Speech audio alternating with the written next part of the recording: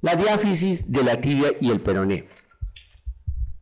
Las fracturas de la tibia y el peroné, su importancia radica en que toda la cara anteromedial de la tibia, ¿no es cierto?, es debajo del tejido celular subcutáneo. Entonces, si yo tengo toda la cara interna que es debajo del celular, ¿no es cierto?, es el segmento anatómico donde más fracturas expuestas tenemos, ¿no es cierto?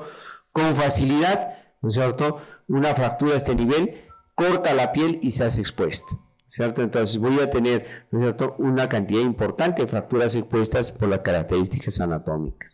Pero no solamente pueden ser fracturas expuestas, sino también compromiso de las partes blandas, ¿no es cierto?, dependiendo de la energía traumatizante. Entonces muchos de los pacientes van a venir, ¿no es cierto?, con las piernas, ¿no es cierto?, aumentadas de volumen, tumefactas, ¿no es cierto?, entonces, con estas, ¿no es cierto?, lesiones ampulares, ¿no es cierto?, con contenido hemático, ¿no es cierto?, que se denomina, ¿no es cierto?, el signo de Chassaignac, ¿sí? Y siempre, no se olviden, por más que tenga todas estas características, ¿no es cierto?, siempre un buen examen vascular. Este compromiso de partes blandas, en general, dificulta los manejos, ¿sí? Porque si es una fractura diaficiaria, yo tendría que colocarle un aparato de yeso, reducirlo incruentamente y colocarle un aparato de yeso. Pero ponerle un aparato cerrado con estas lesiones de las partes blandas es riesgoso. Se puede infectar dentro del yeso, ¿no es cierto?, y no podemos evaluarlo, ¿sí? Si decido hacer una cirugía, ¿no es cierto?, tengo riesgo de que se infecte, ¿no es cierto?, por el daño de las partes blandas. Entonces, todo esto puede llevarnos a trastornos o dificultades en la decisión inicial. Entonces, hay una serie de clasificaciones, ¿no es cierto?, que dan, ¿no es cierto?, compromiso de las partes blandas en lesiones cerradas. Y una de estas es la clasificación de Charney. Entonces, Charney nos dice, ¿no es cierto?, yo puedo tener grado 0 sin lesión, grado 1 abrasiones superficiales, grado 2 escoriaciones profundas, ¿no es cierto?, y grado 3 contusión extensa, tumefacta, flictenia, síndrome compartimental o lesiones vasculares, ¿no es cierto? Entonces, ¿qué me habla, ¿no es cierto?, de diferentes daños de partes blandas en fracturas cerradas. El diagnóstico final, como en todos los segmentos, lo confirmamos a través de un estudio radiológico, ¿no es cierto? Y como es, ¿no es cierto?, un segmento diaficiario, la elección, ¿no es cierto?, van a ser tratamientos ortopédicos, ¿cierto? ¿Qué se hace? ¿No es cierto?, el yeso gravitacional, ¿sí? Entonces, se coloca un poquito de anestesia en el foco de fractura, se sienta al paciente en una mesa, se le coloca un yeso primero tipo bota para reducir la fractura, traccionándolo, y la contratracción va a ser la mesa, y luego se completa con un yeso muslopedio. Ese yeso muslopedio, entre las 4 o 6 semanas, dependiendo de la evolución, se puede cambiar a un yeso de apoyo patelar, ¿cierto?, que es un yeso en que permite ya liberar la rodilla. Con eso, ¿no es cierto?, se logra buenos, ¿no es cierto?, efectos de tratamiento, pero como es un proceso ortopédico que hay que llevarlo con calma, entonces se necesita paciencia, ¿no es cierto? Entonces, ¿qué desalineamientos tolera la tibia? Tolera 5 grados de varo-valgo, 10 grados de antecurvatum recurvatum, 10 grados de rotación y hasta 1 centímetro de acortamiento, ¿sí? Entonces yo puedo tener, ¿no es cierto?, fracturas como estas, como ven, ¿no es cierto?, 1 centímetro de acortamiento que terminan, ¿no es cierto?, con una muy buena consolidación ósea, ¿sí? Para ver. ¿En qué casos vamos a hacer cirugía en las fracturas diaficiales de la tibia? Cuando estas están complicadas, ¿no es cierto? Igual que en todos los segmentos, fracturas expuestas, síndromes compartimentales, lesiones neurovasculares, rodillas flotantes, igual que el codo flotante, ¿no es cierto?, va a ser indicación de tratamientos quirúrgicos. Pero si yo no puedo reducirla, ¿no es cierto?, o sea, si yo hago maniobras de reducción y no puedo reducirla, o una vez reducida no puedo mantenerla inmovilizada, también es indicación de tratamientos quirúrgicos, ¿no? Politrauma. Y hay un grupo especial que son las fracturas de la tibia desplazada con peroné intacto. ¿Qué pasa en esos casos? Si yo tengo la fractura de la tibia, pero el peroné es intacto, 30% consolidan en varo, como están viendo acá, o 30% van a la retardo de la consolidación o la no unión. Entonces tengo, ¿no es cierto?, nuevamente casi 60% de riesgo de que se me complique. Entonces, toda fractura de la tibia con peroné intacto, desplazada, entonces vamos al tratamiento quirúrgico. Podemos usar placas con tornillos, ¿no es cierto? Fíjense. Entonces, fracturas complejas, ¿no? Esta es una fractura de la tibia desplazada con peroné intacto, ¿no es cierto? Placas con tornillos. Puedo usar clavos intramedulares. Los clavos intramedulares siguen siendo, ¿no es cierto?, el implante ideal nuevamente para este segmento, ¿sí? O fijadores externos, ¿no es cierto?, que me permitan, ¿no es cierto?, la recuperación funcional del paciente. El tobillo, su importancia va a radicar, ¿no es cierto?, en la asociación de lesiones ligamentarias. Entonces, anatómicamente el tobillo tiene una membrana interósea, tiene la tibia y el peroné que se unen en una articulación que es la tibio-peronea distal o sindesmosis. Tengo dos malleolos. Del malleolo medial tengo un ligamento ancho, que es el ligamento deltoideo, y externamente tengo el peroneo astradalino anterior, el peroneo calcáneo y el peroneo astradalino posterior. Entonces tengo un complejo de lesiones ligamentarias y óseas que dan la estabilidad a la articulación del tobillo. En tobillo, generalmente todas son luxofracturas, ¿ya? Porque hay compromiso, ¿no es cierto?, de toda la zona articular y se luxan estos segmentos. Entonces, ahí el antecedente del trauma, la extremidad viene, ¿no es cierto?, con dolor, aumento de volumen, hay lesiones equimóticas, ¿no es cierto?, podemos percibir, ¿no es cierto?, crujido, movilidad anormal. Dentro del diagnóstico radiológico es importante tomar una radiografía en 20 grados de rotación interna que me permita, ¿no es cierto?, alinear ambos maniolos para permitir ver, ¿no es cierto?, adecuadamente a la articulación. Entonces, yo puedo tener, ¿no es cierto?, una mezcla de, ¿no es cierto?, diferentes tipos de patrones fracturarios, ¿sí? Entonces, puedo tener una fractura bien abajo del peroné, bien distal, por debajo de la articulación tibio-peronea. Entonces se fracturó el peroné y al otro lado se fracturó el malleolo tibial. Entonces se desplaza. Pero puedo tener una fractura del peroné a nivel de la articulación tibio-peronea distal. Se fractura el peroné, se rompe, se luxa, ¿no es cierto?, la sindesmosis, y al otro lado se rompe el ligamento deltoideo. O puedo tener, ¿no es cierto?, una fractura alta del peroné. Entonces se fractura el peroné, se rompe toda la membrana interósea, se abre la sindesmosis, se luxa la sindesmosis, y al otro lado puede fracturarse el malleolo tibial. Entonces, cuanto más alta es la lesión del peroné, mayor compromiso ligamentario vamos a tener. Entonces, para esto hay una clasificación, que es la clasificación de Weber, en 3 grupos importantes, ¿no es cierto? Las tipo A, que son fracturas donde el peroné está debajo de la articulación sindesmal. Las tipo B, cuando la fractura del peroné es a nivel de la sindesmosis.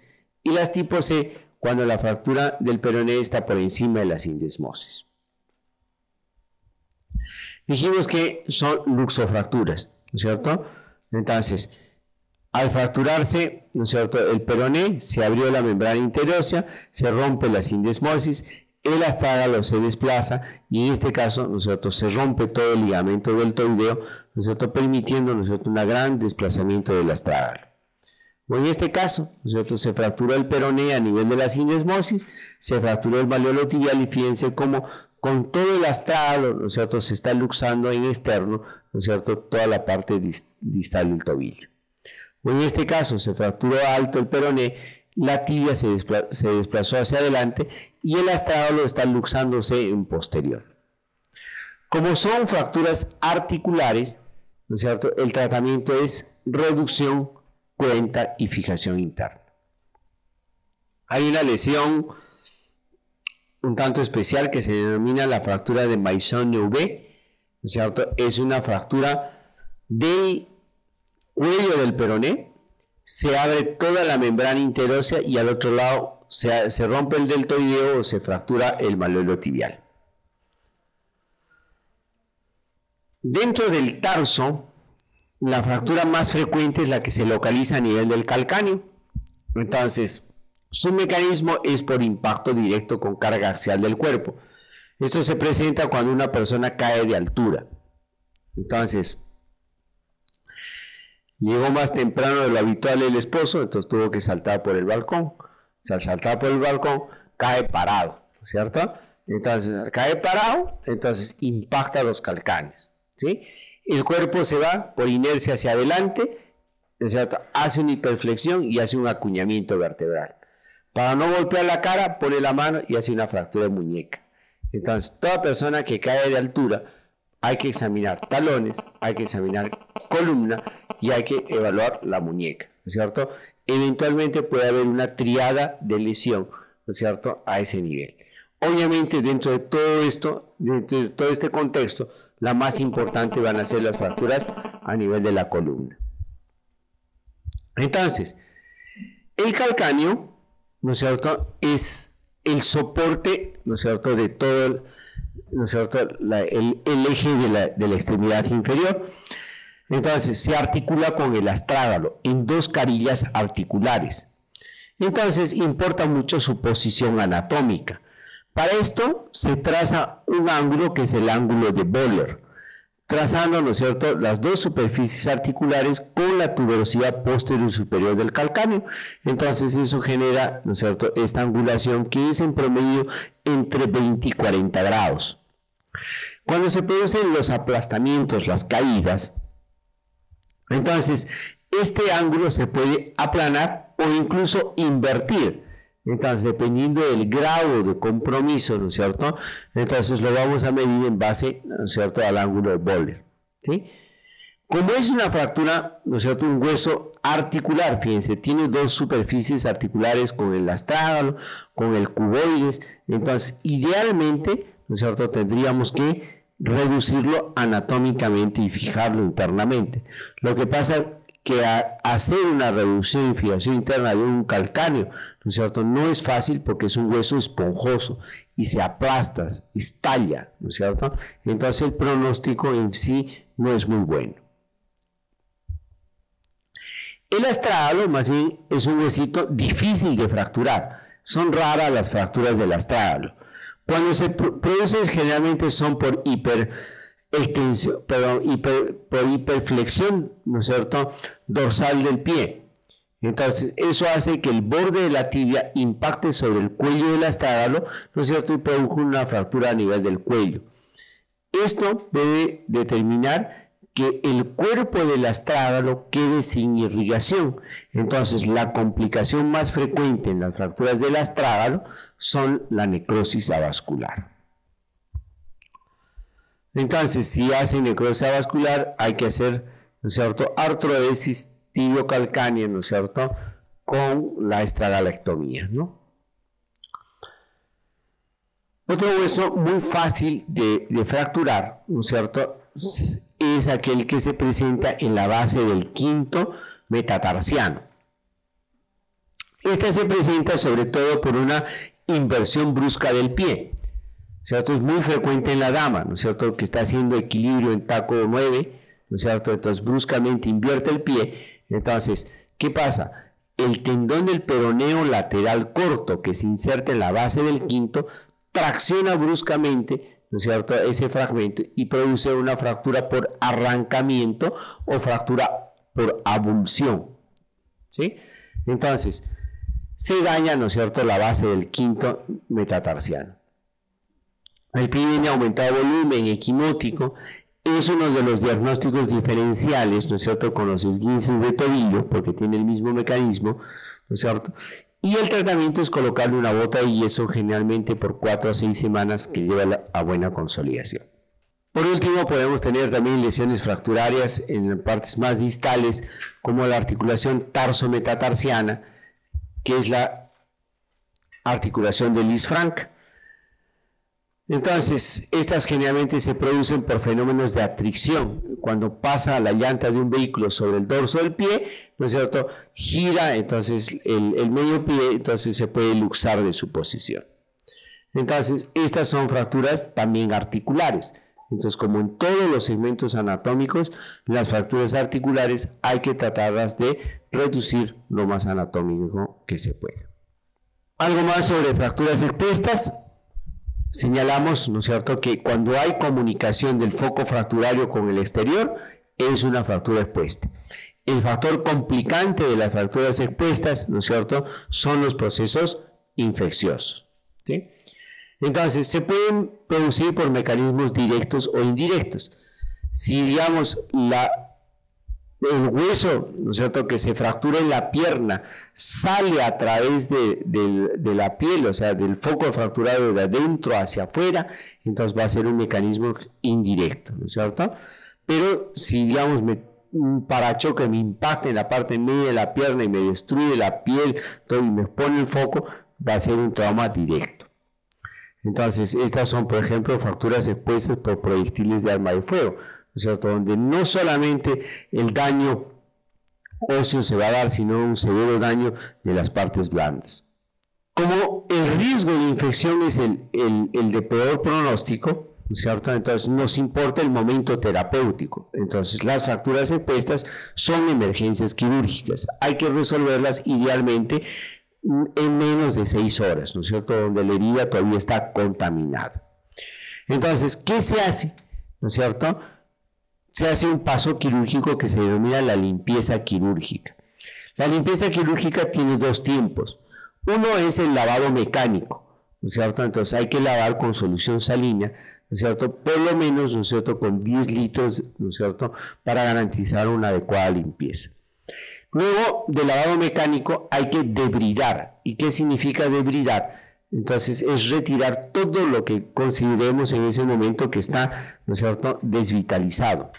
Si hay piel magullada, hay que botarla. Si hay fascia dañada, hay que botarla. Si hay músculo que cambia de su coloración, que ustedes lo pellizcan y no se contrae, ustedes lo cortan y no sangra, es músculo que está muerto, hay que botarlo. Si ven fragmentos óseos desprovistos de su periósteo, se van a morir, entonces se tienen que botar, ¿cierto? Hay que ser discretamente conservadores con los nervios, ¿no es cierto? El resto se puede eliminar.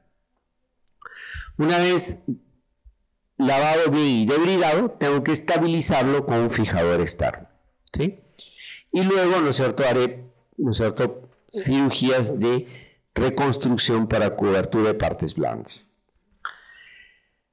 Las fracturas expuestas tienen varias clasificaciones. Una de ellas es la clasificación de Bustillo-Anderson, ¿no es cierto?, que nos clasifica en 3 grupos.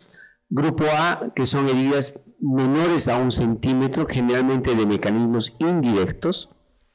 Las tipo 2, ¿no es cierto?, son heridas mayores a 1 centímetro, pero de trazo, ¿no es cierto?, lineal, o sea, sin mayor compromiso de las partes blandas. Y el grado 3 son heridas graves, ¿no es cierto?, grandes, extensas, y sobre todo se va a caracterizar por pérdida de las partes blandas. Se subdivide en 3 grupos. A, ¿no es cierto?, en las cuales la pérdida de partes blandas no deja hueso expuesto.